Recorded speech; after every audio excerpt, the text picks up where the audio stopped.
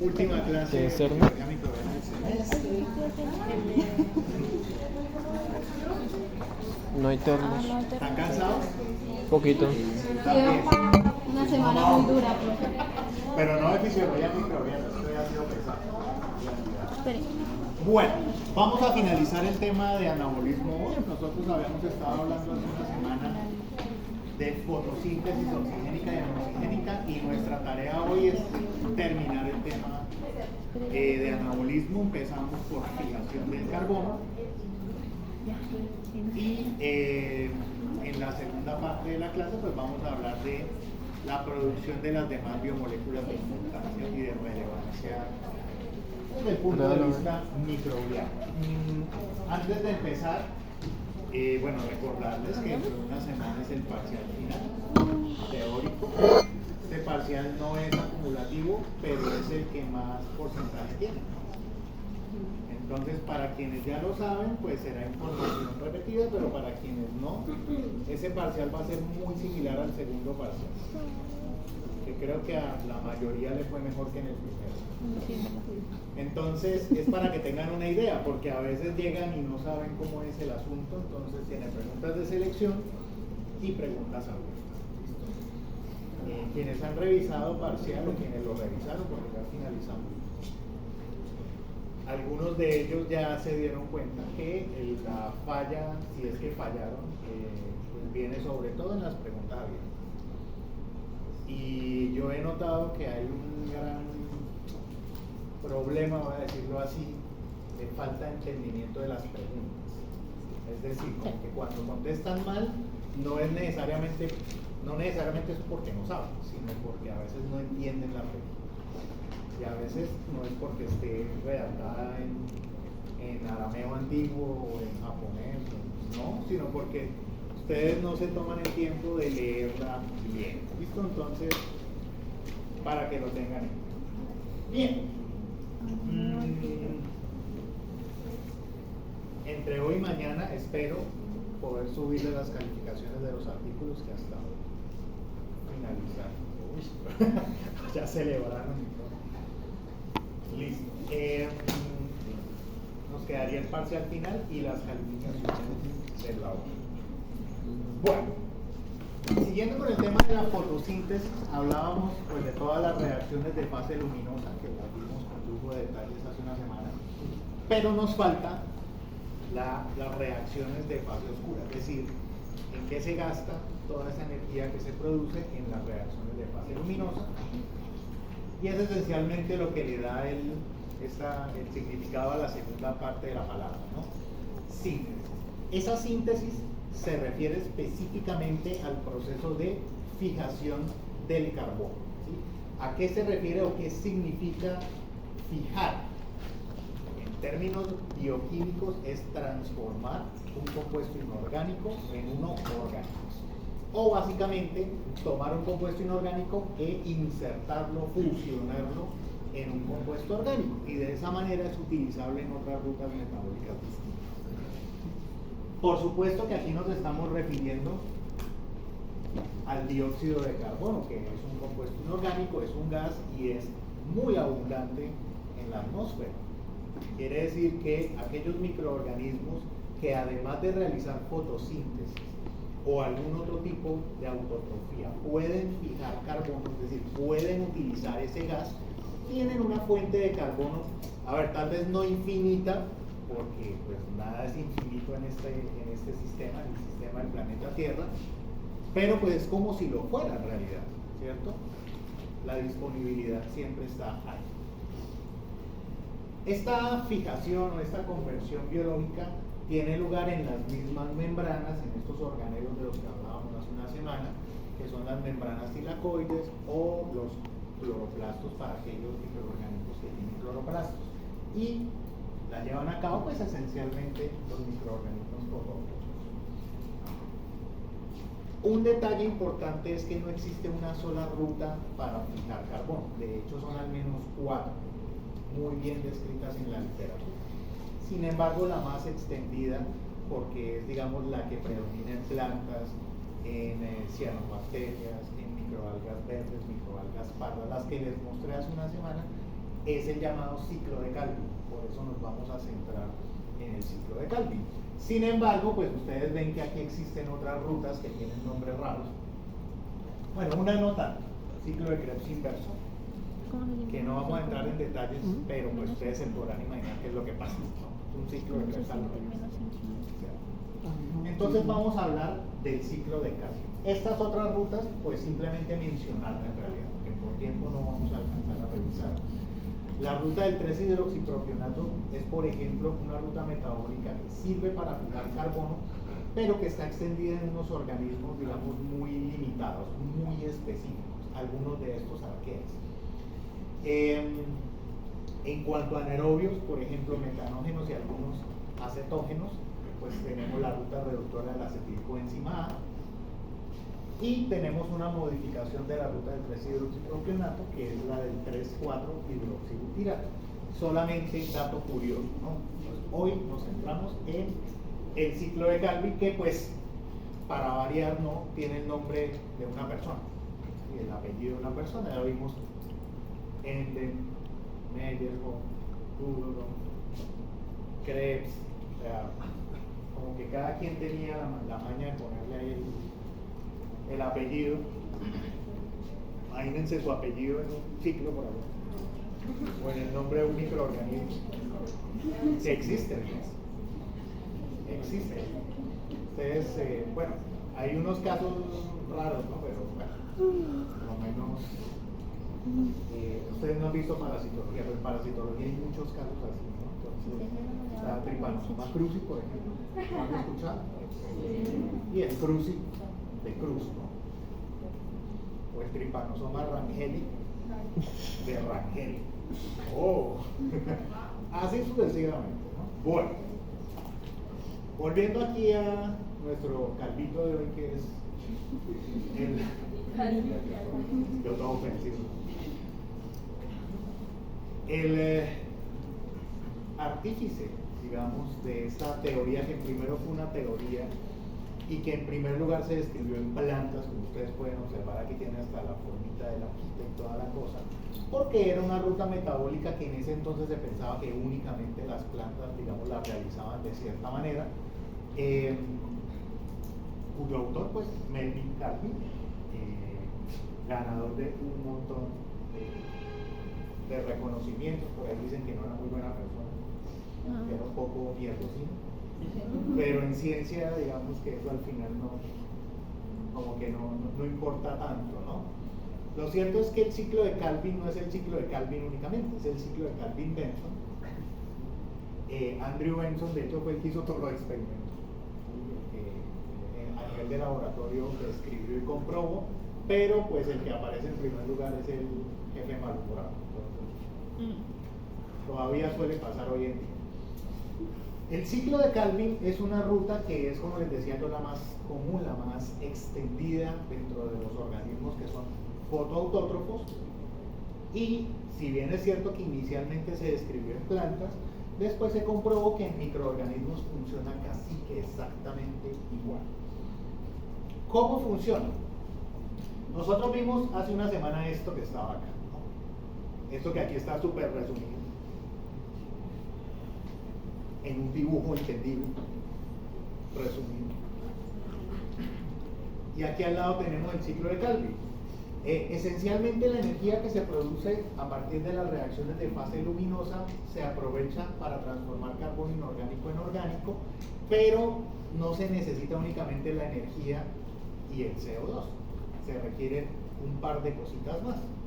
Entonces, en primer lugar, pues el gas, ¿no? Dióxido de carbono. Que este dióxido de carbono tiene que ingresar a la célula. Una molécula que se pueda fusionar con el CO2.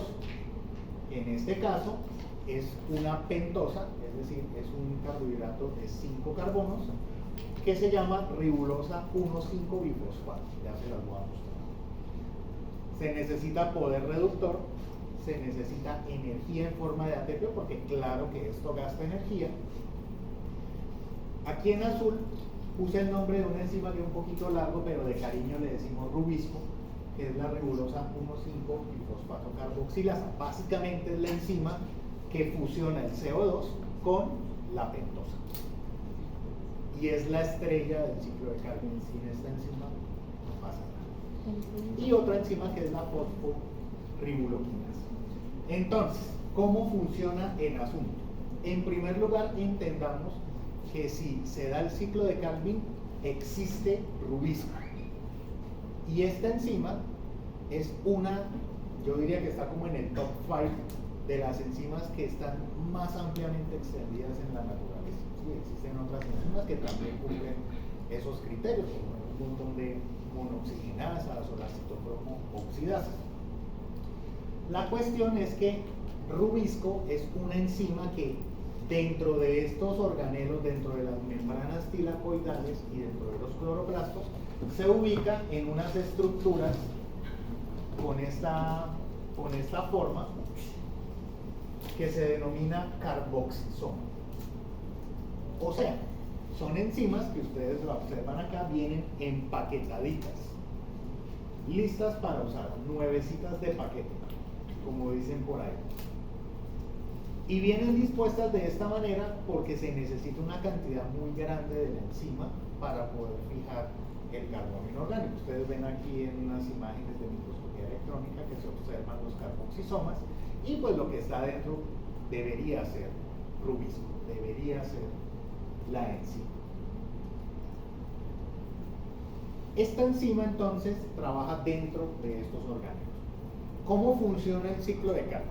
Entonces, esta es una imagen muy similar a la que está en la microbiología de Europa, pero no es la misma. Ahorita les voy a mostrar esa que está. Es un ciclo, obviamente, es una ruta circular, cíclica, y inicia, ustedes ven que aquí tenemos CO2 y tenemos la ribulosa 1,5-bifosfato, que es ese azúcar de 5 carbonos. Sin embargo, pues uno está acostumbrado que una molécula de tal y una molécula de tal forma, otra molécula de tal. No. Aquí desde el principio en el ciclo de Calvin debemos tener en cuenta las proporciones estequiométricas, porque de una molécula de CO2 y de una molécula de ribulosa 1,5-bifosfato no sale una molécula de 6 carbonos y así no sigue, ¿cierto? Es decir, las proporciones son desiguales la mayor parte del tiempo. Entonces, ¿cómo se interpreta esto? Se parte de las 3 moléculas de ribuloso 1,5-bifosfato, que ahorita les voy a contar de dónde sale. Algo que es muy característico del ciclo de Calvin es que este azúcar tiene pues 2 grupos fosfato. Eso quiere decir que para que esta molécula se produzca, algo tuvo que pasar antes que gastó energía para que este esqueleto de carbonos tenga estos grupos fosfatos. 3 moléculas de ribulosa bifosfato se unen a 3 moléculas de CO2 a través de la enzima rubisco, o mejor dicho, la enzima rubisco es la que cataliza la reacción. Y como resultado se generan 6 moléculas de un compuesto de 3 carbonos. Entonces aquí viene el primer interrogante, ¿sí? Si yo estoy uniendo una molécula de 5 con una de 1, ¿no debería dar 6? ¿Cierto? Ya les voy a mostrar por qué al final queda de esta manera. La respuesta es sí, inicialmente sí queda un compuesto de 6, pero es tan inestable que se parte inmediatamente en 2. La cuestión es que tenemos 3 moléculas de ácido 3-fosfoglicérico o de 3-fosfoglicerato, que es lo mismo. Y ese nombre tal vez a algunos de ustedes les suene familiar porque ya lo habíamos mencionado en glucólisis por Ender-Meyer, o clásicamente, decirles a ustedes, ¿no? Esta primera etapa es la que realmente se denomina fijación del carbono, porque es la que permite tomar el gas y fusionarlo o incluirlo en una molécula orgánica. Sin embargo, vienen otras fases. La segunda fase, miren lo que pasa, ¿no? Se gasta mucha energía y se gasta mucho poder reductor, es decir, se está invirtiendo mucho dinerito acá para producir 6 moléculas de gliceraldehído 3-fosfato. Gliceraldehído 3-fosfato es una molécula que hace muchas clases yo les decía que era uno de los compuestos cargados energéticamente, ricos en energía. Entonces, si uno va revisando la historia, pues hay un compuesto de 5 carbonos que se une a uno de un carbono y se generan 2 de 3 y se invierte mucha energía, pero ¿para qué en realidad? Si se supone que la fijación no es transformar un compuesto inorgánico en un orgánico, y eso ya pasó acá. ¿Por qué es necesario invertir tanto ATP, gastar tanta energía para seguir con una ruta que al final pues genera intermediarios que de hecho ya están presentes en los intermediarios de la glucólisis? La respuesta es sencilla. Se requiere mucha energía porque transformar estas moléculas en el precursor inicial del ciclo, es decir, reciclarlo, hacer posible que vuelva a iniciar, cuesta mucha energía. 1. Y 2, es estrictamente necesario, porque si esto no se diera, pues solo se daría un ciclo del ciclo de Calvin. Y la idea es que esto se dé muchas veces, muchas veces. ¿Cuántas veces? Lo necesario para que el microorganismo genere suficiente biomasa para que crezca. Piensen en un medio de cultivo convencional, de los que ustedes usan en el laboratorio, sea líquido, sea semisólido, y pues ustedes repican, crece una colonia y ustedes no lo ven, pero el medio se agota, ¿cierto? Se empieza a consumir los nutrientes. Más o menos lo mismo funciona. La estequiometría en general de la reacción nos muestra que, ojo con esto, para producir una molécula, de C6H12O6, ¿eso qué es? Glucosa. Glucosa, ¿sí? Glucosa fosfato, básicamente lo tenemos. Una. Se requieren 6 moléculas de CO2, 12 NADPH, un montón, 18 ATPs, un montón.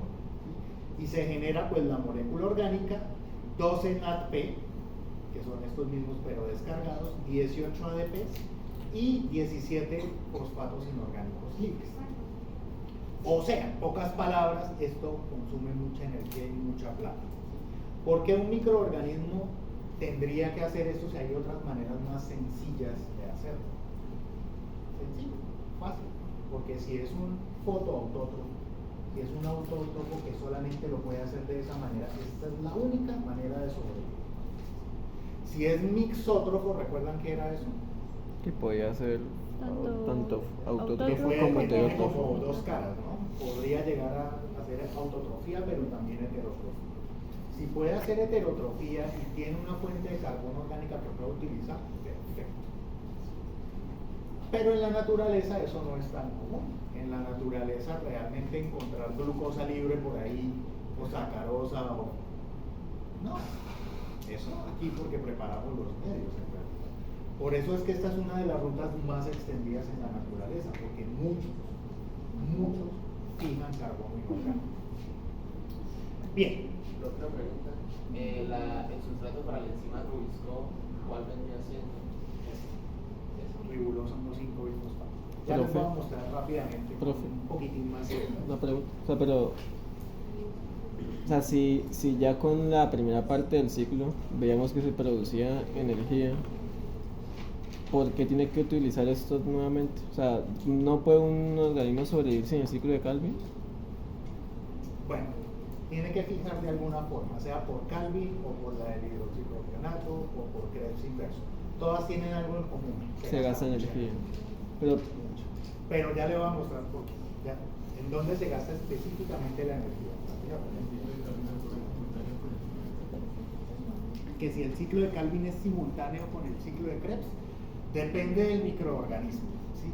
Depende del microorganismo. Y es una muy buena pregunta, porque yo al principio les hablaba que las rutas anabólicas y catabólicas suelen suceder al mismo tiempo, en realidad. O sea, se genera energía para gastarla en algo, ¿no? Entonces, sí.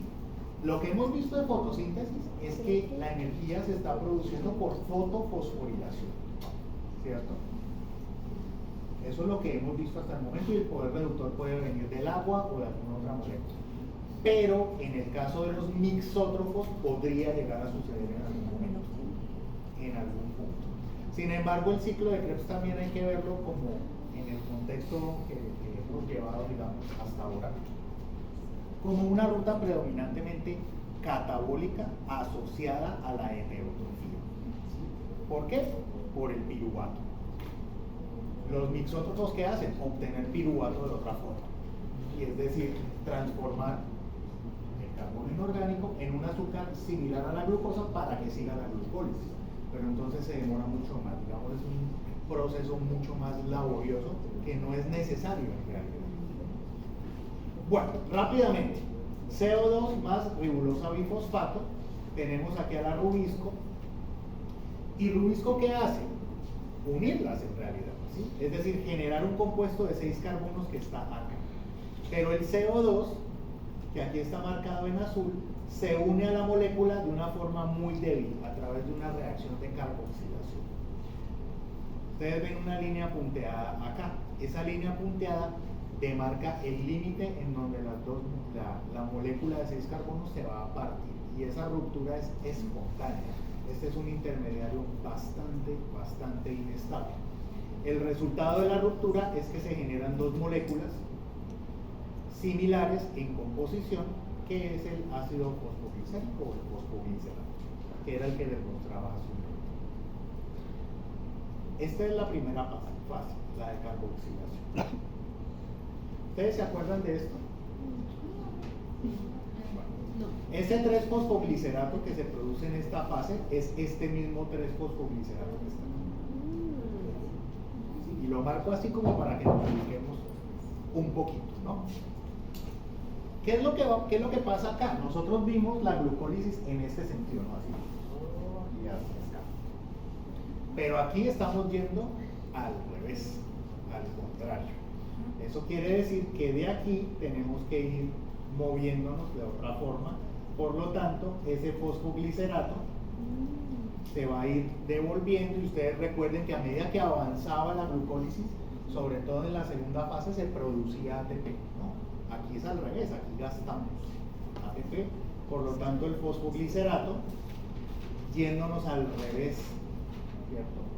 Por la glucólisis, producimos el ácido bifosfoglicérico y gliceraldehído 3-fosfato, que era el que les mostraba en la diapositiva inicial. Una pregunta, nosotros iríamos desde el azul hacia allá, o sea, nos saltamos Hacia acá. esa parte no la vamos a tener en cuenta. No, esto no, esto simplemente lo puse porque Ok. espero que recuerden algo de esto. Solamente Espero, porque sí. es allá. O sea, básicamente vamos de acá, Hacia acá y acá. Aquí está el gliceraldehído. Justo nos estamos devolviendo.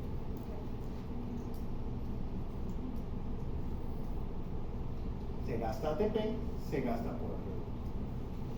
Ahora bien, la última fase es transformar el gliceraldehído 3-fosfato a el compuesto inicial con el que inicia el ciclo, la ribulosa 1,5-bifosfato. Sin embargo, este es el paso más complejo de todo el ciclo, y ahí es donde realmente se gasta la mayoría de la energía, porque fíjense que intervienen 5 enzimas distintas para no solamente transformar este compuesto en este, sino hacer un rompecabezas completo. Gliceraldehído 3-fosfato, ustedes lo ven acá, 5 moléculas de gliceraldehído 3-fosfato utilizando 3 ATPs van a producir 3 moléculas de ribulosa 1,5. ¿Cómo? A través de 5 modificaciones distintas que aquí no estamos viendo, que son las que consumen en realidad la energía. Además se produce ADP y 2 fosfatos libres que sobran y que pueden ser utilizables en otras reacciones. En pocas palabras, la primera fase, que es la fijación, pues realmente no consume energía. O sea, esa fase que uno pensaría que es la más difícil de todas, que es la más importante, sí es importante, pero el ciclo de Calvin realmente se basa en regenerarlo, ¿no? Esto es lo más difícil del ciclo. Por eso, regenerar esta ribulosa 1,5-bifosfato es el paso más importante de todos, en realidad. Si esto no se da, el ciclo de Calvin no funciona. Por eso es necesario invertir tanto en el tiempo. Porque usted dice 5 y ahí hay un 10. Y ahorita también 6 y son 3. ¿Seis qué? O sea, 6 moléculas de. 6 o 10 de gliceraldehído. Digo, ahí aparecen 10 de gliceraldehído. 6. Por cada 5 moléculas de gliceraldehído 3-fosfato se producen 3. ¿Y entonces por qué dijiste 10? Porque es que acá estamos teniendo en cuenta el balance estequiométrico, que era ese que estaba. Este que está. Es que si no lo ponemos de esa manera, no quedan números enteros. Sí, es básicamente por eso. Pero la proporción de la reacción se conserva.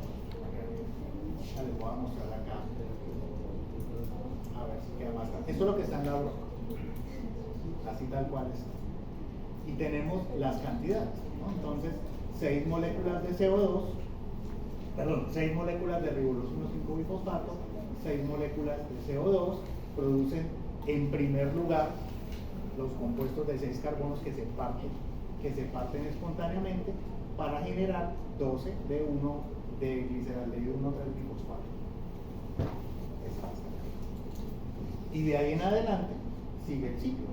La cuestión aquí es que las 5 enzimas de la etapa final consumen mucha energía y por eso es que no todos los microorganismos pueden fijar carbono, porque no es solamente que tenga el CO2 y que tenga, o sea, que pueda acceder al CO2 o que tenga la energía necesaria para la reacción, es que necesita una combinación de cosas que no cualquiera posee, pero sobre todo rubisco. Profe, qué pena, de pronto no le puse cuidado, pero es que en la anterior imagen se muestran ya 3 moléculas de CO2 y 3 moléculas de la ¿Cuál? o sea, no, la primera que Atrás. esta, Ahí. se muestran es con 3 y 3, o sea, pero ¿con cuál nos quedamos al final? Porque No, bueno, esto es lo mismo que lo otro, solamente que el otro está multiplicado. okay. Ah. O sea, la proporción es la misma, las cantidades son distintas.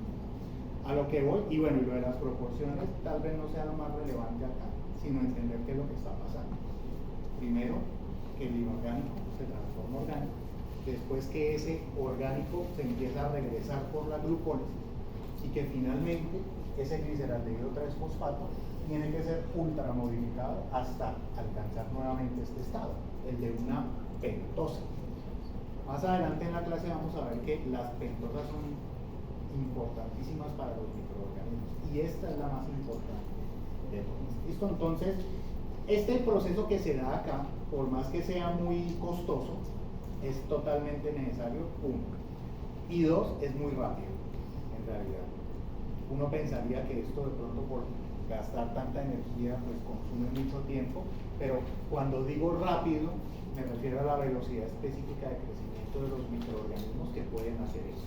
Comparémoslo con el favorito mundial, E. coli, ¿no? Que es uno de los que tienen la velocidad específica de crecimiento más alta, es decir, un tiempo de duplicación más corto, ¿sí? Dependiendo del medio en el que crezca, E. coli se reporta entre 18 y 30 minutos para duplicar su biomasa, ¿no? Para dividirse una vez. Los microorganismos que logran fijar carbono, obviamente dependiendo de las condiciones, de los sustratos, de donde se encuentran, pero en condiciones óptimas, pues uno pensaría que esto podría ser 10 o 20 veces más, y no, en realidad crece muy rápido. ¿Qué tan rápido? Unas 3 o 4 veces más lento que E. coli, pero eso al final de cuentas es muy rápido. Existen microorganismos heterótrofos que no crecen así de rápido. Sí. Una pregunta, es que haciendo el cálculo con el fosfato inorgánico yo veo que 16, pero ahí dice 17. ¿De dónde debe estar el otro?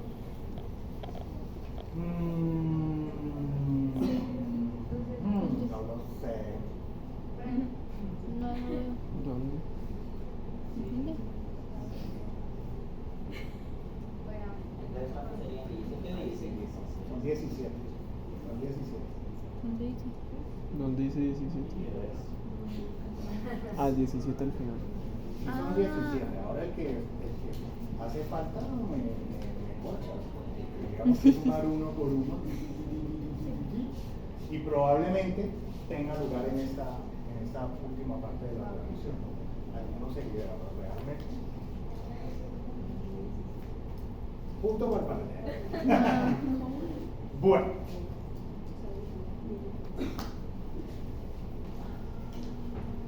Aquí yo marqué las tres fases principales del ciclo. Entonces tenemos esta que es la fijación, ¿cierto? Esta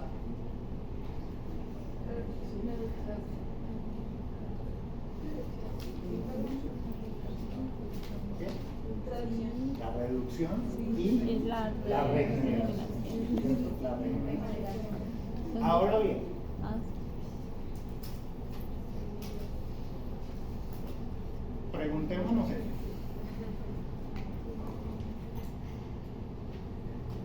Y al menos dos respuestas.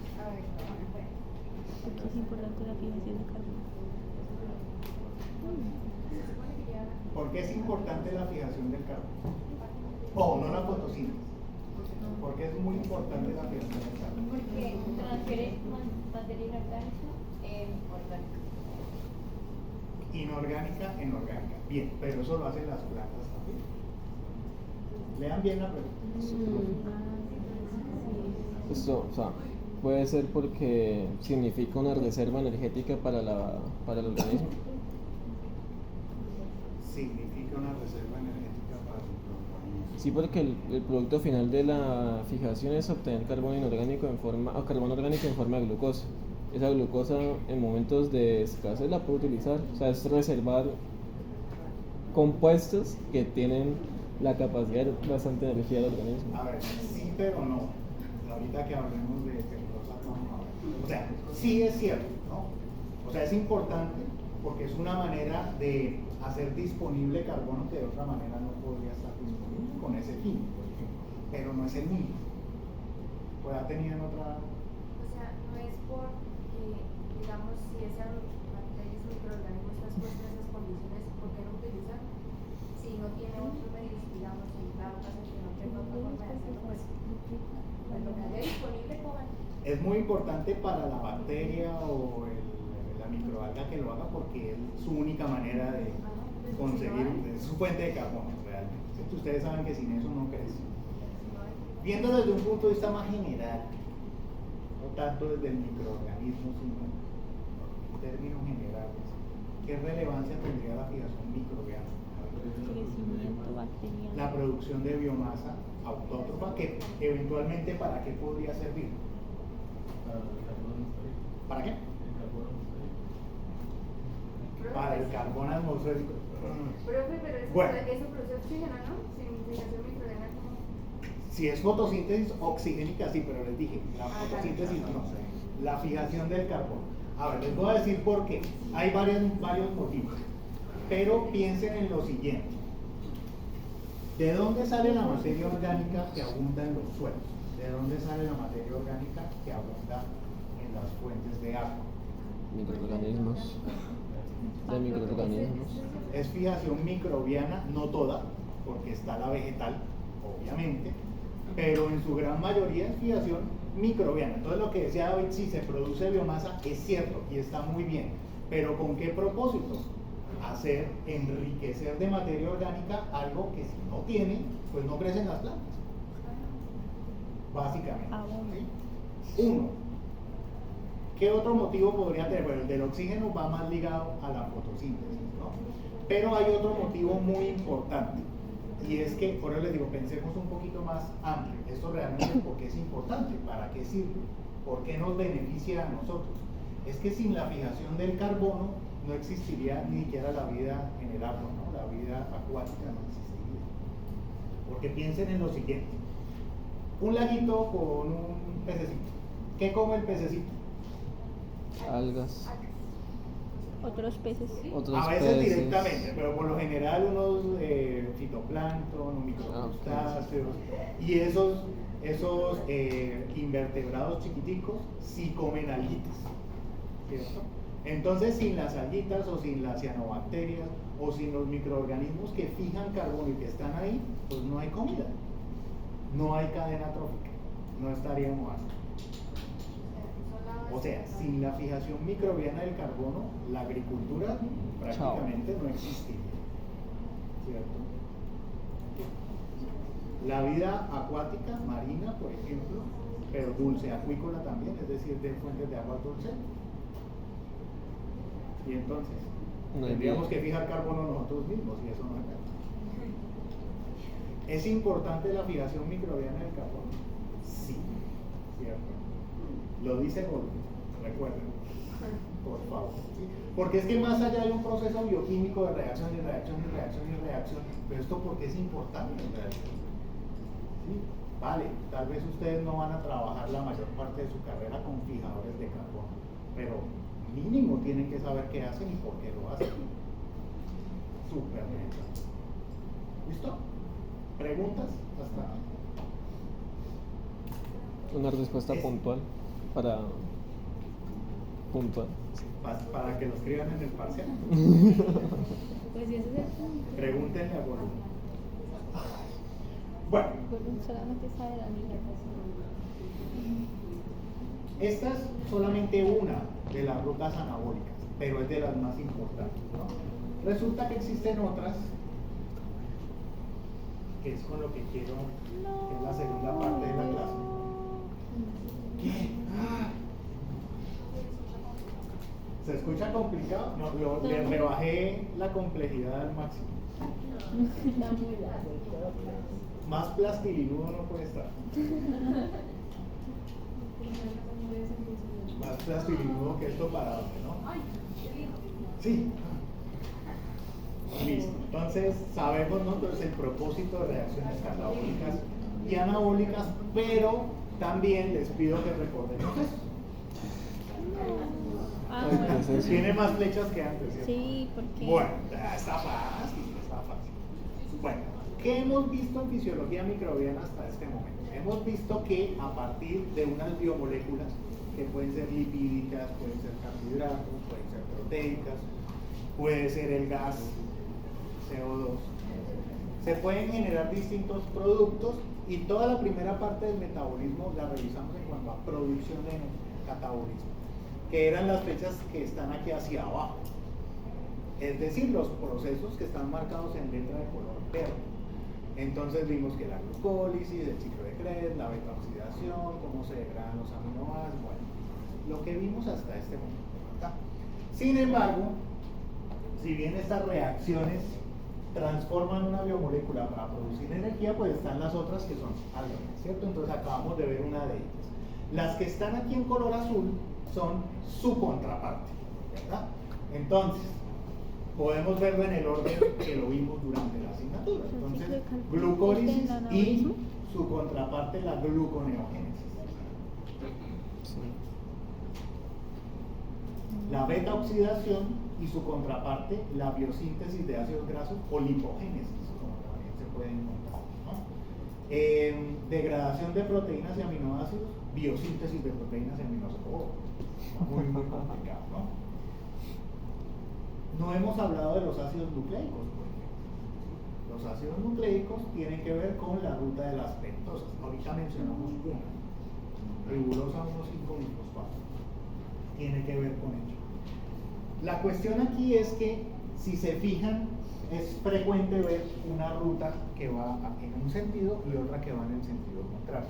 Yo ya había mencionado en algún momento de esta asignatura el término anfibolismo, ¿cierto? Anfibolismo. Entonces, el anfibolismo es lo que explica esto que les estaba mostrando, ¿no? El anfibolismo es esencialmente rutas, o son esencialmente rutas metabólicas que funcionan en ambos sentidos, es decir, en sentido catabólico y anabólico, y esto funciona o tiene el propósito de ahorrarle mucho tiempo y energía a las células, porque muchas de las enzimas implicadas en el proceso catabólico también están implicadas en el anabólico. Esencialmente es como si se regresaran. Ahora, que sean exactamente iguales, no. Sí hay diferencias, pero una gran parte de la maquinaria tiende a conservarse. Entonces, esto es lo mismo, ¿no? Lo mismo que les mostré ahorita. Tal vez el ciclo de Krebs inverso, no lo vimos, ¿cierto? Y no lo vamos a ver por tiempo, pero ¿para qué sirve el ciclo de Krebs? ¿Qué hace el ciclo de Krebs? Producción de energía y poder y radiar. ATP. Un poco de todo. Sí. Pero que no he estudiado. ¿Qué hace el ciclo? Es un ciclo regenerativo. Para varias cosas, ¿cierto? Pero desde el punto de vista catabólico, Producir Producir poder reductor. poder reductor de energía. Bien, bien, bien, bien. Genera poder reductor, pero también genera ATP directamente por fosforilación a nivel de sustrato. Y además genera un montón de intermediarios que tienen distintos tamaños. Van de 3 hasta 6 carbonos, ¿no? Entonces va a ir modificándose la cosa. El ciclo de Krebs inverso, ¿para qué funcionaría? Para gastarse el poder reductor. Sí. Al revés. ¿Para qué? Perfecto, muy bien. ¿Sí? Para generar productos intermediarios, porque como vamos a ver en un rato, con otra ruta, no necesariamente con la del ciclo del Krebs inverso, algunos de esos intermediarios tienen un valor, a ver, a nivel celular son muy valiosos, pero también a nivel industrial y biotecnológico tienen mucho valor. Uno. Y dos, sí, estábamos revisando y básicamente todo el poder reductor que salía del ciclo de Krebs iba a parar a cadena de transporte de electrones, fosforilación oxidativa, quimiosmosis, protopromósis, todo lo que ustedes ya vieron, pues aquí se podría aprovechar para lograr, ¿no? Entonces, esencialmente es una reversión como tal. No lo vamos a ver, pero sí vamos a ver una millis del ciclo de Krebs inverso en un rato. Ya les voy a mostrar. Entonces, bueno, anfibolismo, ¿listo? ¿Está claro qué es esto? Bien. Entonces vamos a hablar de algunas de ellas. Y quiero que empecemos así en el orden que iniciamos el curso. La primera ruta metabólica que revisamos nosotros acá fue la glucólisis. Entonces, ¡tarán! Les presento otra vez.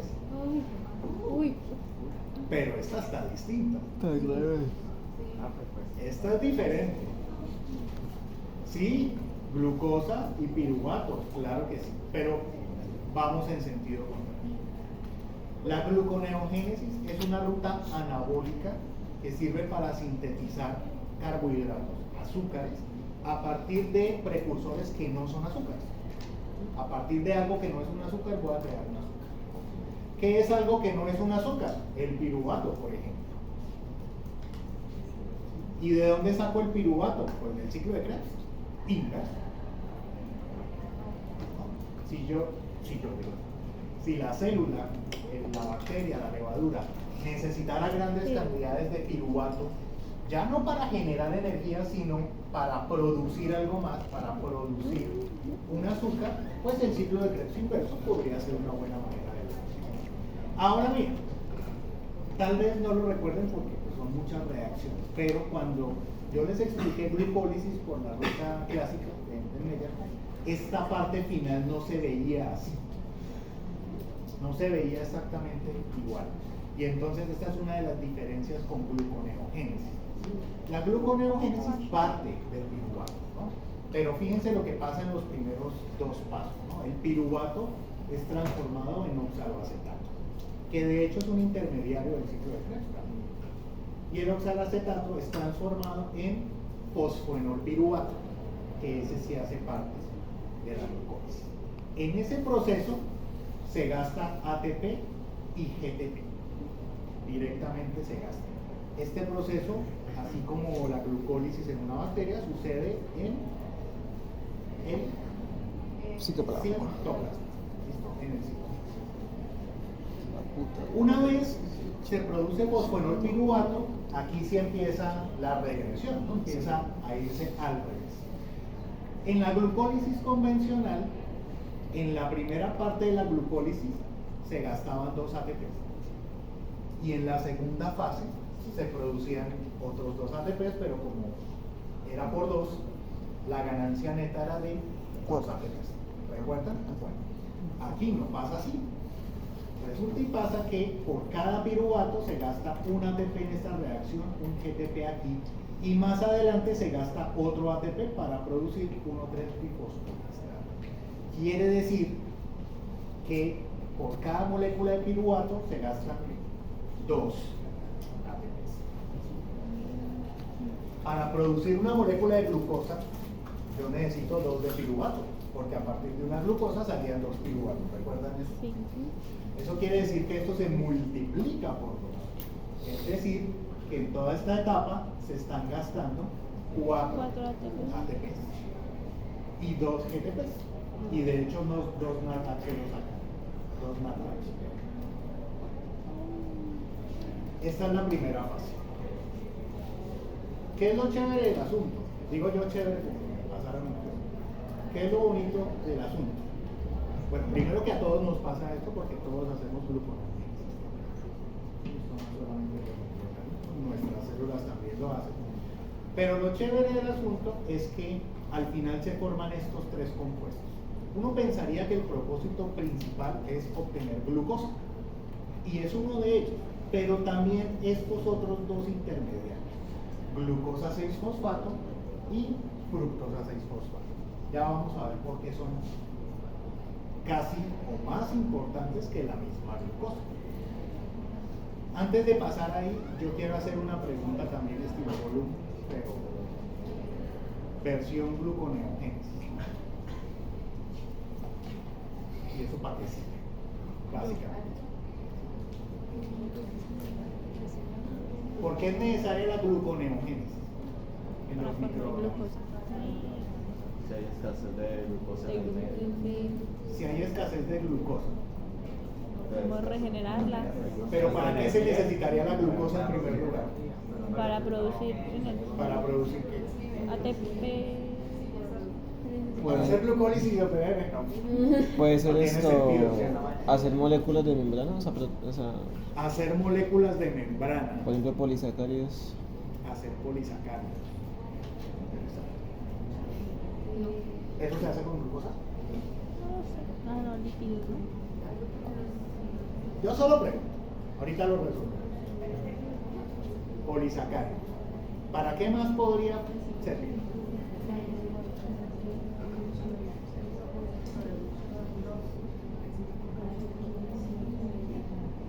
Para hacer otros Para hacer metabolitos. más dulce.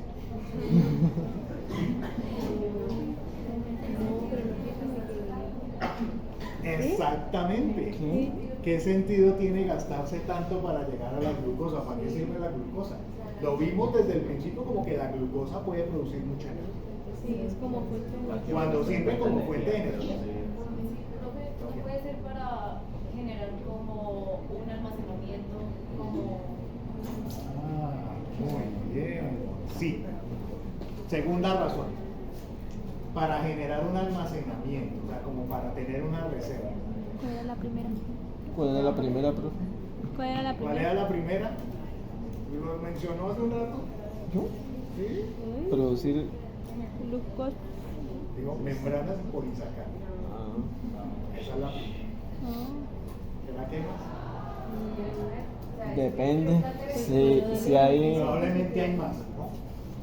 Y una de esas más es justamente la ruta de las pentosas. Sin esto no hay ácido nucleico, ¿no? Entonces, casi nada, ¿no? Ahí no nos queda nada. Bueno, entonces, lo cierto es que los intermediarios finales, estos que están acá, glucosa, glucosa 6-fosfato y fructosa 6-fosfato, tienen una función importantísima, ¿no? Entonces, glucosa, glucosa 6-fosfato y fructosa 6-fosfato pueden ser modificadas de tal manera que queden en un estado activado. Ya les voy a mostrar exactamente qué es eso. A partir de estos intermediarios, en pocas palabras, se puede generar glucógeno. ¿Lo escucharon alguna vez en su vida? Glucógeno. Sí. ¿Y eso qué es? Reserva de glucosa. Reserva de glucosa. En bacterias y en células animales. A partir de la fructosa 6-fosfato se pueden producir polisacáridos de cadenas largas. Por ejemplo, el péptido glicano. Nada más y nada menos. Nada más. Y a partir también de la fructosa y de formas modificadas de la glucosa se puede entrar a la ruta de las pentosas. Entonces, ¿de qué se necesita? Sí se necesita, por supuesto. Eso nos deja ver entonces que no es simplemente tengo glucosa y la transformo para generar energía. No. En primer lugar, no todo se va para generar energía, ¿no? Y en segundo lugar, mucha de la energía que se produce se gasta regresándose. Suena un poco como ilógico, pero no lo es, porque el anabolismo y catabolismo tiene lugar al mismo tiempo. ¿Vale? Entonces, vamos a ver qué significa esto con un poquitín más de detalle. Entonces, primero, el glucógeno. El glucógeno nosotros también lo acumulamos, una variedad enorme de organismos lo hacen y son, como no, reservas energéticas, ¿no? Son polímeros de glucosa, de tal manera que cuando se necesiten venga para acá y yo voy sacando de mi reserva. Y tenemos a la glucosa, que es el producto final de la gluconeogénesis, que puede ser transformada reversiblemente a glucosa 6-fosfato y la glucosa 6-fosfato a glucosa 1-fosfato. El objetivo es producir uridina difosfoglucosa, que es una modificación de la glucosa que realmente no tiene mucha utilidad desde el punto de vista energético, es decir, para generar energía. Pero sí tiene unas modificaciones, ustedes ven acá, que tiene una ribosa y un uracilo unido a uno de sus dos extremos. Y esto hace que sea compatible con otras subunidades similares, es decir, que pueda ser ensamblado en cadenas muy largas. Cuando genera las cadenas muy largas, se forma el glucógeno. Eso no es más que esto que está acá, es lo mismo. Glucógeno son muchas cadenas y eso es todo. Todos los microorganismos lo hacen y nosotros lo hacemos. Y ya sabemos entonces por qué. Por si alguien, un profesor malvado les pregunta algo de eso parcial, ustedes podrían escribir por qué es importante la gluconeogénesis. Y ya tenemos al menos 3 motivos o 3 razones por las cuales son importantes. ¿Que alguien me las quiera recordar? Producción de polisacáridos. Para generar polisacáridos de cadena larga. Sí. Almacenar energía en forma de... Esto es un polisacárido de cadena larga. Lo que pasa es que los polisacáridos de cadena larga pueden tener propósitos distintos. Este es una reserva energética. Pero otro polisacárido de cadena larga puede ser el peptidoglicano, o sea, hacer parte del ácido N-acetilmurámico, por ejemplo, ya les voy a mostrar. ¿Profe, qué pasó con lo de los polisacáridos? ¿Es esto de acá? ¿O usted me dijo que si los polisacáridos eran con glucosa? Ah, ok. Está bien. ¿El otro motivo era cuál? Vía las pentosas. Vía las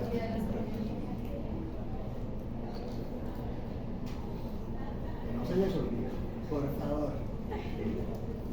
Bueno. Esta UDP glucosa es la misma que participa en esta ruta que es larga, obviamente, pero que aquí nos muestra que al final es la que conforma el peptidoglicano. Y entonces tenemos el UDP, que es precursor de N-acetilglucosamina y de ácido N-acetilmurámico, los constituyentes de las paredes celulares de las bacterias. Aquí la diferencia es que vienen entrelazadas subunidades distintas, por eso se ve en color como rosadito y azul, y es larguísima, no nos vamos a poner aquí a hablar de toda la ruta, pero lo cierto es que este, que es el precursor, viene de la gluconeogénesis. Sin gluconeogénesis esto no pasa. ¿Qué bacteria necesita peptidoglicano? Todas. Todas necesitan hacer esto.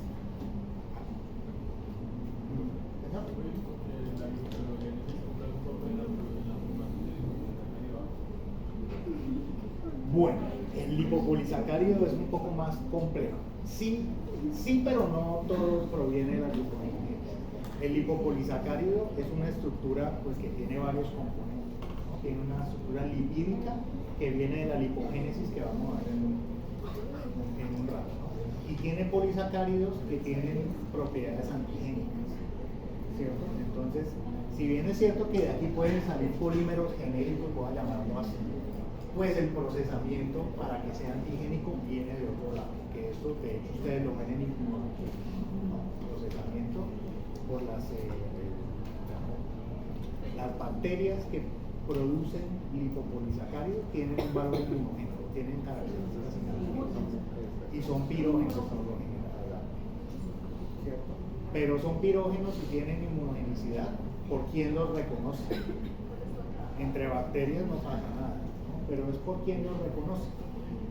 Aquellas bacterias que tienen cápsula, por ejemplo, esas cápsulas pues tienen que ver mucho con este proceso que está acá, de producir muchos polisacáridos.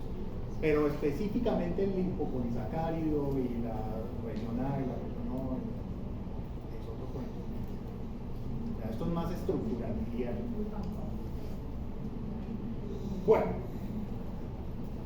pentosa. Entonces ya vimos glucógeno, vimos pared celular. La ruta de las pentosas. La ruta de las pentosas parte de la glucosa 6-fosfato, que también hace parte de la gluconeogénesis. La glucosa 6-fosfato esencialmente, que es un carbohidrato de 6 carbonos, debe ser transformado en uno de 5. ¿Cómo se transforma? Partiéndolo y liberando CO2, es decir, perdiendo un solo carbono. Aquí está súper resumido, ¿no? Vamos a ver un poquitín más de detalle, pero lo cierto es que la ribulosa se transforma en ribosa y a partir de la ribosa se generan los dos precursores principales de los ácidos nucleicos, ¿no? Entonces, ribonucleótidos que generan ARN y ADN, ácido ribonucleico y ácido desoxirribonucleico. Quiere decir que sin gluconeogénesis no hay ADN, ¿no? Entonces, ustedes recuerdan la ribulosa 1,5-bifosfato. ¿En qué ciclo participaba? En el ciclo de Calvin, ¿cierto? De ahí empezaba, esa es la que se une al CO2. Bueno, la síntesis de ácidos nucleicos depende de un intermediario que es pues muy parecido. Es la ribulosa 5-fosfato. Es esencialmente la misma del ciclo de Calvin, pero sin un fosfato. Es la misma. Y eso quiere decir que hay rutas, o sea, que en algún punto se van a cruzar esas rutas. El ciclo de Calvin, a través de ese intermediario, y este que estamos viendo acá. Ribulosa 5-fosfato lo producen todos los microorganismos, incluso si no fijan carbono. Esto lo quiero aclarar porque no quiero generar confusión acá. Pero se parecen mucho al precursor del ciclo de Calvin, ¿no? Entonces, ¿qué es lo que pasa? Glucosa 6-fosfato, 6-fosfogluconato, aquí se pierde el CO2 y se genera el intermediario. Este intermediario que está acá es el que se transforma en ribosa. Si recordamos, purinas y pirimidinas tienen algo en común. ¿Ustedes recuerdan qué es?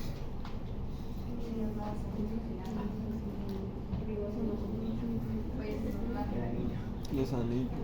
¿Qué son? Ribosa. O sea, de aquí sale el esqueleto. Entonces la ribosa que se necesita, que es la que estamos viendo, pues sale de acá, en realidad. 1. Y 2, esa ribosa 5-fosfato debe ser transformado en un compuesto que se denomina PRPP, que es este que está aquí, que tiene más adornos que un arbolito de Navidad. La cuestión es que la biosíntesis de ácidos nucleicos es de las rutas más complejas que existen.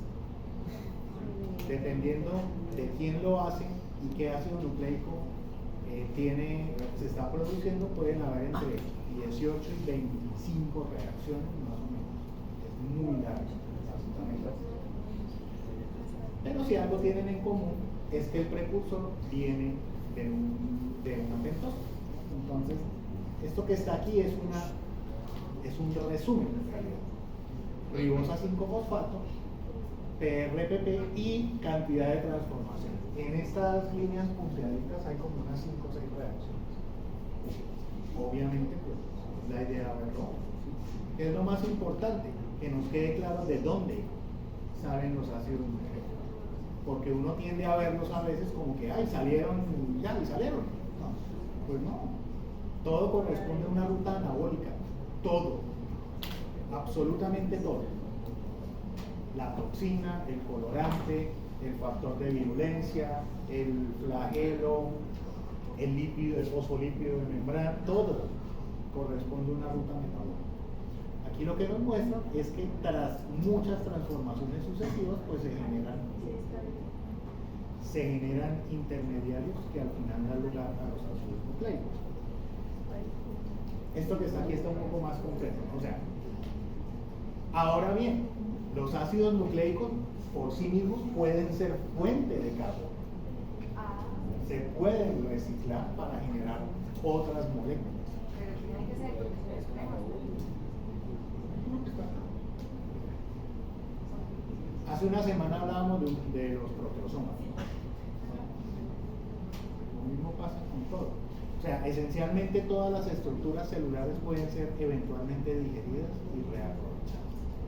Eso se conoce así. Pero no quiero meterle más quizá aquí al asunto. Lo cierto es que a partir de los nucleótidos se generan otros subproductos, incluyendo aminoácidos, como ustedes pueden ver acá, ácido úrico y otras moléculas de diferencia. Bueno, ¿qué nos falta? Proteínas. Las proteínas se sintetizan hace una semana.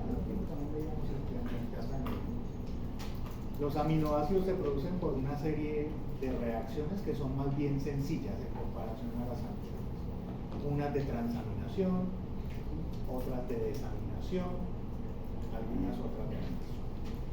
Lo mismo pasa en la biosíntesis, solo que al contrario.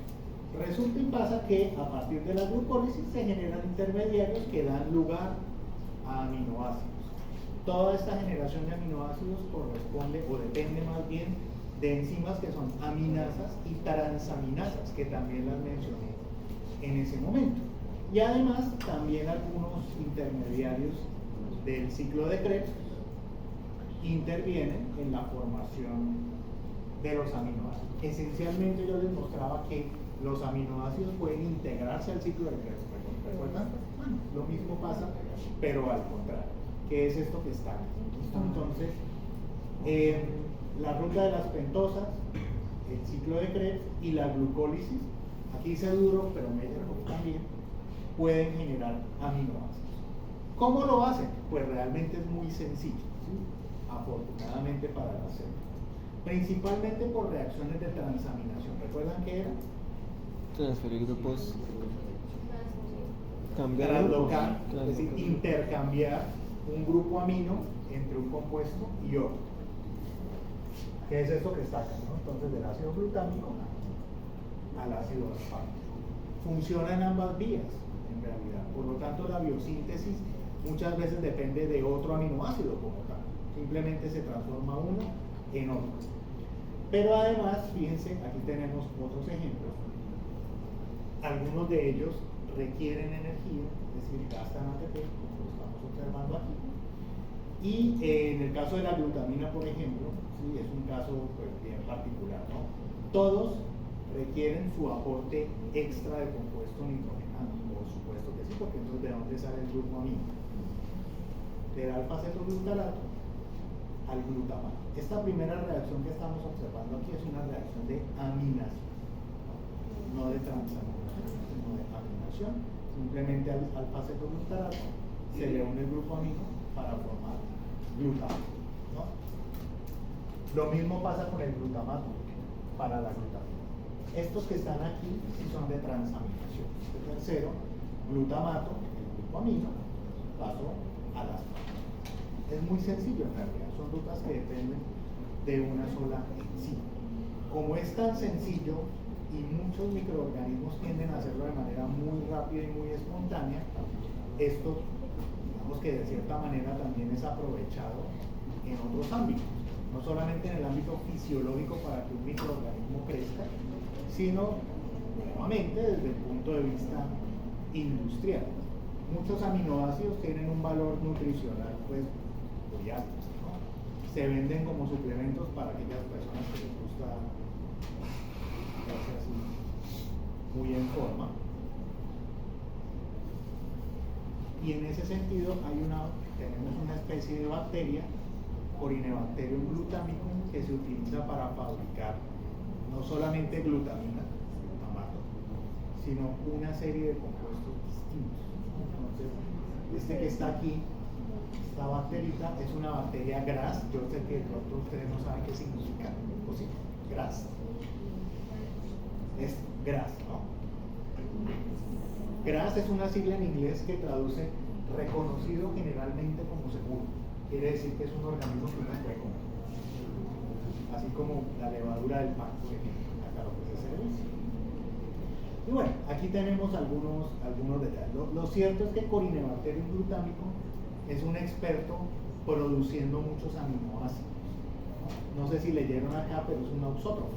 Es una auxótrofa de biotina. ¿Recuerdan los auxótrofos?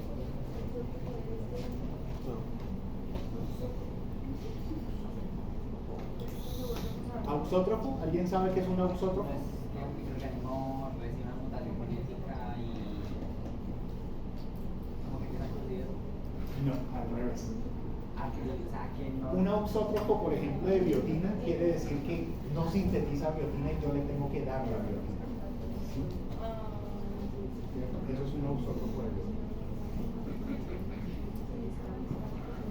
Corynebacterium glutamicum entonces pues produce una serie de aminoácidos que son bastantes y se utilizan a escala industrial. Realmente pues casi todos los microorganismos hacen eso. ¿Qué es lo que pasa? Que al ser un auxótrofo de biotina, al darle cantidades muy controladas de biotina, regula negativamente el ciclo de Krebs. Es decir, el ciclo de Krebs, que normalmente va en el sentido que lo conocemos nosotros y que produce o genera mucho poder reductor, empieza a quedar incompleto, ¿sí? Empieza a quedarse estancado. Si uno de esos productos que se empiezan a acumular es precursor de un aminoácido, como ya vimos, pues se produce mucho de ese aminoácido. Entonces, por eso Corynebacterium se utiliza para producir, por fermentación industrial, aminoácidos. Bueno, ¿hasta aquí vamos bien? ¿Hay preguntas? ¿Sí? ¿Hay preguntas? ¿Lady tiene preguntas? Así dice, ¡ay sí! Bueno, los microorganismos también producen lípidos, no solo se los comen. Cuando hablábamos de la beta oxidación, hablábamos que si yo comparo en términos netos qué tanta energía produce un lípido versus la glucosa, ¿cuál producía más? Lípido. Depende del tamaño de la cadena. Depende del tamaño. Sí, pero en términos generales, el lípido, ¿cierto? El lípido. Asumamos también que los microorganismos que son capaces de utilizar ácidos grasos y lípidos como fuente de energía, por lo general las lipasas que secretan y parten el lípido en ácidos grasos y glicerol, pues liberan ácidos grasos, por lo general son de más de 8 carbonos. Entonces, pues recordamos, la beta oxidación iba quitando pedacitos de A2. De cada pedacito de A2 se generaba una acetilcoenzima, entonces desde ahí ya le gana la batalla totalmente a la glucosa. ¿Qué pasa cuando un microorganismo necesita sintetizar lípidos? Primero lo primero, ¿por qué necesita sintetizar lípidos un microorganismo? Ahí sí, membrana. Total. Todos los fosfolípidos, pues, ¿qué son? Pues, componentes fundamentales. De algún lado tienen que salir, ¿cierto? Todo esto que se ve acá, que se ve un poquito como complicated, ¿no? Es esencialmente la manera en la que nos muestran que la lipogénesis sigue un patrón similar al de la beta oxidación, pero no es exactamente el mismo. Y no es exactamente el mismo por los protagonistas de la historia. Yo les voy a recordar rápidamente. La beta oxidación arrancaba de un ácido graso que se tenía que activar. Y una vez está activado, pasaba por los distintos pasos del ciclo hasta que una enzima quitaba un pedacito de los que tenía coenzima A. y generaba acetilcoenzima A. Y el pedacito que quedaba del ácido graso también quedaba activado, pero 2 carbonos más pequeños. Entonces era simplemente como ir recortando, ¿no? Recorta. Aquí la cosa es pues distinta, ¿no? ¿De dónde partimos? Pues nuevamente el acetil-CoA, porque si es la reversión del ciclo, pues yo inicio de donde termino el otro. Acetilcoenzima A. Resulta y pasa que aquí la adición también se da de 2 en 2, pero funciona muy diferente a como se daba la beta oxidación. La beta oxidación era simplemente ir cortando y ya. Aquí no. Aquí ustedes ven un intermediario que se llama malonil. ¿Sí? El malonil. Malonil esencialmente, o el malonato, es un compuesto de 3 carbonos, no de 2. Entonces, como funciona la lipogénesis, es que una vez se produce esta molécula que está acá, que es el malonil, que tiene 3 carbonos, va a ir uniéndose de 2 en 2, o va a ir aumentando el tamaño de 2 en 2, pero a medida que se unen otras moléculas de malonil. Yo sé que suena raro, porque 3 más 3 es 6, ¿cierto? Es decir, si yo uno malonil que es de 3, pues entonces no sube de 2 en 2, sino de 3 en 3. Pero es que aquí viene lo interesante. A medida que va pasando por este ciclo, aquí están todas las enzimas que intervienen, sí se une el malonato, pero se libera un CO2. Por lo tanto, lo que se termina uniendo a la molécula inicial no tiene 3 carbonos, sino 2. En ese sentido, se parece a la beta oxidación, porque la beta oxidación disminuía de 2 en 2 y la lipogénesis aumenta de 2 en 2. Pero el proceso es totalmente diferente. Ahí sí que las enzimas difieren, es un ciclo también, en eso se parecen, pero bueno, dependiendo de cuántas vueltas da en el ciclo, se produce un ácido fosfatídico, o sea, un ácido graso que difiere en longitud. En Labro lo muestran de esta manera. Entonces, ¿por qué les mostré primero este? Porque no se entiende muy bien. La figura de Labro es un poco críptica, ¿no? Lo importante es generar el malonil, que tiene 3 carbonos y que se pueda unir a otras moléculas de 2 carbonos. Ustedes ven que aquí, cuando inician el ciclo, tiene 4 carbonos, ¿sí? Teníamos 5 inicialmente, uno se pierde como consecuencia de la liberación del CO2, y aquí en cada vuelta se va uniendo, o sea, todo esto que está aquí, cada una de estas flechitas representa una vuelta realmente en el ciclo, por eso es que es confuso. De 4 pasa a 6, de 6 a 8, 10, 12, 14, 16. Aquí, por ejemplo, nos muestran que así se forma el ácido palmítico, que tiene 16, pero podría ser de más, en realidad. Todo esto es posible gracias a una enzima, que es la enzima activadora que se denomina ACP. Ustedes ven que algunos dicen acil ACP. ACP es la enzima acarreadora o transportadora de acilo o de acilo, y es una enzima que por cada vuelta del ciclo, o por cada vez que interviene más bien en el ciclo, gasta ATP. ¿Ustedes recuerdan en la beta oxidación si se gastaba ATP o no? En cada ciclo. En la beta oxidación, que si se gastaba. Para activarlo, sí. Para activarlo, sí. Muy bien. Y después.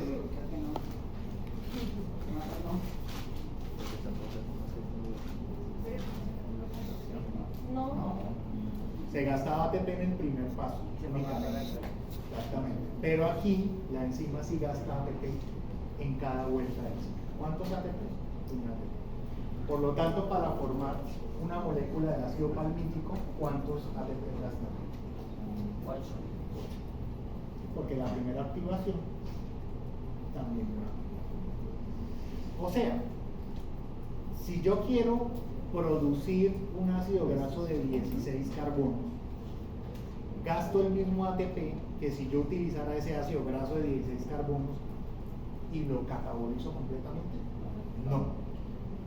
¿Qué gastan? Bueno, mejor dicho, se gasta mucho menos produciendo un ácido graso de 16 carbonos que degradando ese ácido graso y transformándolo en energía.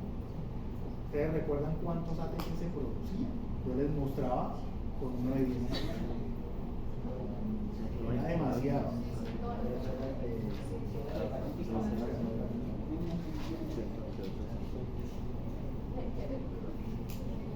¿Sí encontraron? Busquen la foto. Aproximadamente el triple. La diferencia es de aproximadamente el triple. Quiere decir que a partir del ácido palmítico yo podría obtener el triple de ATP de lo que yo gastaría formando ese ácido palmítico. Interesante. Interesante. Ahora bien, este es el ácido palmítico, ¿no? Pero pues existen muchos otros lípidos diferentes. De este tipo de ciclo salen pues modificaciones de lípidos, como por ejemplo la formación de los fosfolípidos, que son los que terminan haciendo parte de la fosfolípidos. Algo curioso e interesante también es que algunos microorganismos como que les gusta mucho acumular lípidos. Esta que está aquí pues son levaduras, Saccharomyces, algunas otras levaduras oleaginosas que acumulan lípidos, ¿no? El otro día veíamos unas bacterias, Ralstonia, por ejemplo, que acumulaba, ¿recuerdan que acumulaba? Polihidroxialcanoato, bioplasma. Y los acumulaba más o menos así. ¿Por qué una levadura o una bacteria o una microalga querría o buscaría acumular muchos lípidos? Por el mismo motivo que una bacteria busca acumular glucógeno. ¿Por qué? Pues porque la reserva energética es más rentable si es lípido, ¿sí o no? Que si es un carbohidrato. Estos microorganismos que están acá lo hacen espontáneamente. Sin embargo, algunos pues hacen unas cosas como esta, ¿no? O sea, estos sí están bastante obesos, bastante llantuditos, ¿no? Están bastante llenitos de amor. Y esto se consigue a veces también de manera intencional, de forma muy intencional. Si yo pongo a crecer un microorganismo en un medio de cultivo y está creciendo feliz de la vida y de un momento a otro le quito el nitrógeno, el microorganismo tiende a empezar a acumular lípidos. Y eso pasa con las levaduras, ¿no? ¿Por qué? Porque se detiene el ciclo de Krebs. ¿Sí? Y mucho de lo que llega termina en piruvato y no pasa de ahí. ¿Qué se hace con el piruvato? Transformémoslo en acetilcoenzima A y devolvamos. Estos microorganismos, como por ejemplo esta levadura, se utilizan para distintas aplicaciones. Una para producir aceites o lubricantes, pero sobre todo para producir combustibles microbianos. Creo que algún artículo mencionó algo de esto en algún momento. Fíjense, esta acumula 40. Pero desde el punto de vista funcional, pensando en el microorganismo, ¿por qué querría acumular lípidos? por el mismo motivo que las... Yo le estoy resolviendo el parcial. Una parte, no me confío. Es que sucede, ¿no? ¿Sé qué? Vale el 20%. Vale el 20%. Los estoy tratando con amor. ¿Sí o no? Miren, para el segundo parcial yo empecé a sacar preguntas hasta las escribí. ¿Cuántas salieron de esas? Casi todas. Pero ni siquiera se fijaron. ¿Sí o no? Lo ponía. ¿Por qué tal cosa es una buena fuente de energía? Fallaron. ¿Qué necesito? Fallaron. Ojo con esto. Bueno, ¿alguna pregunta? ¿Hasta aquí?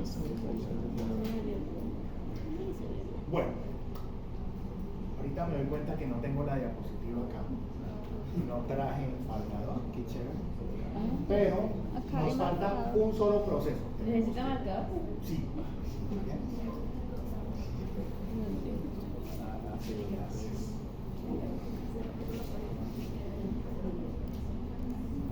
¿Qué es eso? Nitrógeno molecular en forma gaseosa. ¿Qué nos faltó? El otro proceso importante de fijación, que ya no es el del carbono, Del sino el del nitrógeno. nitrógeno. Cuando hablábamos de ciclos biogeoquímicos, yo les mostraba ahí en alguna parte, fijación del nitrógeno.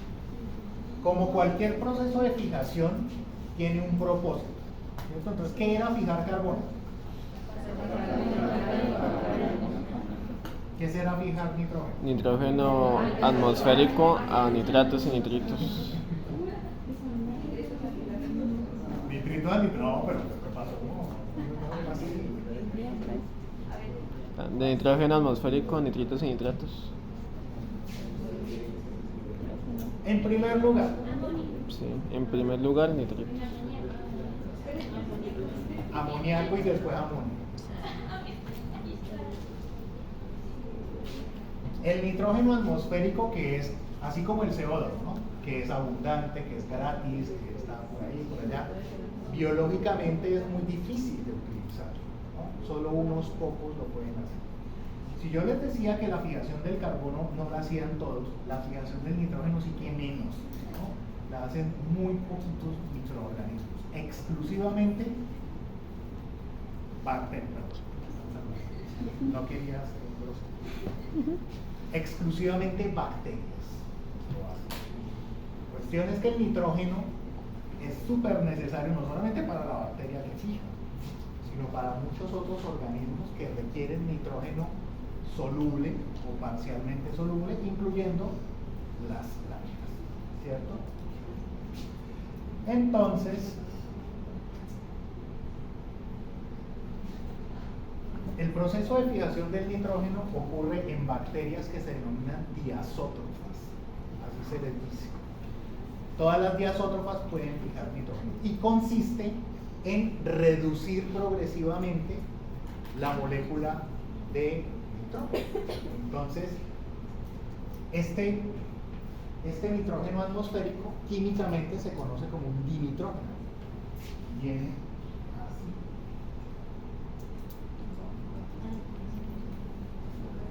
Necesitamos ir modificando los enlaces poco a poco y eso requiere mucha energía. ¿Cuánta energía? 16 ATPs para fijar una molécula de nitrógeno. Entonces, en primer lugar, les hago la misma pregunta que ya hice como unas 4 veces. ¿Para qué rayos le sirve a un microorganismo fijar nitrógeno? Bases ¿Qué nitrogenadas. ¿Vale? Bases nitrogenadas. La síntesis de bases nitrogenadas. Por ejemplo, ¿sí? El nitrógeno es esencial para aminoácidos, Proteínas. ácidos nucleicos. Proteínas. El amoníaco es el básico, si se hacen ambientes ácidos, de repente supervivencia. No, realmente no tiene mucha influencia en realidad, ya vamos a ir un poquito para allá. Pero bueno, primero terminamos esto, ¿no? Entonces, el nitrógeno, pues claro que es necesario. ¿Sí? A ver, un microorganismo no solamente obtiene por fijación, ¿no? Si es una bacteria como E. coli, la obtiene de compuestos parcialmente solubles en medio acuoso, por ejemplo, un nitrato. ¿Sí? En los medios de cultivo que ustedes utilizan, sobre todo el nitrato de amonio, ¿no? Es uno de los más frecuentemente utilizados, o la urea, también son compuestos parcialmente solubles, ¿no? Pero para los microorganismos que no tienen acceso a sus compuestos y que pueden fijar, pues la atmósfera es una fuente infinita. Entonces, en primer lugar, claro, ¿por qué fijan nitrógeno? Pues porque necesitan poder sintetizar proteínas, necesitan sintetizar ácidos nucleicos, necesitan sintetizar moléculas en general que contengan nitrógeno. Todo funciona con enzimas. ¿Qué son las enzimas? En su gran mayoría, proteínas, ¿cierto? Sin embargo, pues es un proceso muy caro, ¿no? 16 ATP. Muy caro. Entonces, pues A ver, esto no es para aprendérselo de memoria, pero sí son datos interesantes. Si hablábamos que se genera una cantidad de ATP a partir de un ácido graso, a partir de la glucosa, que incluso de las proteínas se puede obtener en él, que se gasta sintetizando lípidos, que se gasta fijando carbono. Todo es un juego de moneda energética, absolutamente todo. El microorganismo que hace esto lo hace solamente porque es estrictamente necesario. Y en el caso de las bacterias, las diazótrofas que lo hacen, estas bacterias tienden a ser facultativas o microaerófilas, porque este proceso, contradictoriamente, es inhibido por altas concentraciones de oxígeno. Entonces, ustedes recordarán cuál era el papel del oxígeno en la toxicidad para un microorganismo. Recuerden por qué un aerobio es un aerobio y por qué un anaerobio estricto es un anaerobio estricto. ¿Recuerdan eso? El oxígeno es el oxidante por excelencia, ¿no? Es tóxico, genera radicales muy tóxicos. Se necesitan enzimas o mecanismos que protejan contra la generación de esos radicales. Y estos microorganismos pues no son los menores así. Los anaerobios estrictos no poseen estos mecanismos, ellos más o menos. Por ese motivo, las bacterias que realizan fijación de nitrógeno tienden a estar un poco escondiditas. ¿Sí? ¿Saben en dónde se esconden? Les gusta esconderse en las raíces de las plantas. Entonces, una muy buena cantidad de diazótrofos son además endófitos. Endófitos. Es decir, que son bacterias que invaden el tejido de la planta, viven dentro del tejido. Y así se protegen del oxígeno y además le roban cositas a la planta. Y también le dan cosas a la planta. La más importante, amonio y amoníaco y sus derivados, es decir, nitrógeno fijado, porque la planta no es capaz de hacerlo. La planta no lo hace. ¿Listo? Entonces, fijación del nitrógeno, proceso anabólico, altamente demandante de energía, ¿cierto? Solo lo realizan las bacterias y no todas las bacterias, algunas bacterias, ¿no? Principalmente proteobacterias, es decir, bacterias gram negativas. Tenemos unos exponentes muy famosos, Rhizobium, por ejemplo, es uno de ellos. Rhizobium y sus amiguis y sus primos. Rhizobium, Mesorhizobium, hay como 4 o 5 así que tienen el Rhizobium ahí. Para Rhizobium, Rhizobium. Algunas especies de pseudomonas también lo hacen. Por ejemplo, pseudomonas del complejo fluorescens, que no sé si las han visto. Fluorescens, pseudomonas fluorescens lo pueden hacer. Algunas especies de Serratia. Ustedes han visto Serratia marcescens, la rosadita. Bueno, existen otras especies que tienen otros colores, hay amarillas, hay anaranjadas, hay unas más blanquecinas, Serratia también. Y las especies del complejo Parabulcorderia. ¿Ustedes de pronto les hablaron de Burkholderia? Burkholderia. No. ¿No? Bueno, Burkholderia es un género de bacterias patógenas. Pero existe una contraparte ambiental que no son patógenas, que hace 15 años, 20 años más o menos, ya se supo que eran otra cosa totalmente. Entonces les cambiaron el nombre, ahora se llaman Parabulcorderia. Todas las Parabulcorderia que ustedes encuentren son ambientales. Y las Burkholderia son de humanos, son patógenas. Parabulcorderia puede fijar nitrógeno, no todas las especies, pero lo pueden hacer. Pongan un par de especies o géneros más y paren. No lo hacen mucho. Considerando que actualmente hay más de 9.000 especies descritas de bacterias. Que lo hagan como 15 o 20, pues no es nada. Absolutamente. Entonces esto es raro. Es muy raro. ¿Saben qué es lo más chistoso? Que pasa lo mismo que con la fijación del carbono. Sin estas, nosotros no estaríamos aquí. Porque si las plantas no obtienen nitrógeno que les fijan los microorganismos, no les.